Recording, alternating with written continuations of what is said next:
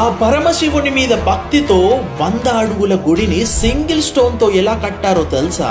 8th సెంచరీలో రాష్ట్రాకూటరాజు మొదటి కృష్ణుడు శివుడి మీద భక్తితో ఒక యూనిట్ టెంపుల్ ని కట్టాలనుకున్నాడు. ఏ టెంపుల్ అయినా పునాది నుండి బిల్డ్ చేస్తారు, కానీ ఆ రాజు మాత్రం మనం గోపురం నుండి కిందికి కట్టాలని ఎల్లోరాలో బాసల్ట్ రాక్ తో ఏర్పడిన కొండలున్నాయి. అందులో 107 అడుగుల ఒక రాయిని సెలెక్ట్ చేసుకుని పై నుండి కిందికి 60,000 స్క్వేర్ ఫీట్ రాక్ నుండి 4 లక్షల టన్నుల స్టోన్ ని తొలగించి 300 అడుగుల పొడవు 175 అడుగుల వెడల్పుతో టెంపుల్ ని పూర్తి చేశారు. 16th సెంచరీలో ఎల్లోరా కేవే ఈ కైలాస టెంపుల్. నంది మండపం మరియు కీర్తి స్తంభంతో పాటు స్తంభాల మీద చెక్కిన శివుని చరిత్ర రామాయణం ఆనాటి ఇంజనీరింగ్ స్కిల్స్ కి ఎగ్జాంపుల్. ఈ ఆలయం ప్రపంచంలోనే లార్జెస్ట్ మోనోలిథిక్ స్ట్రక్చర్ గా నిలిచింది కాబట్టి 1983లో యునెస్కో వారు ఈ టెంపుల్ ని ప్రపంచ వారసత్వ సంపదగా గుర్తించింది.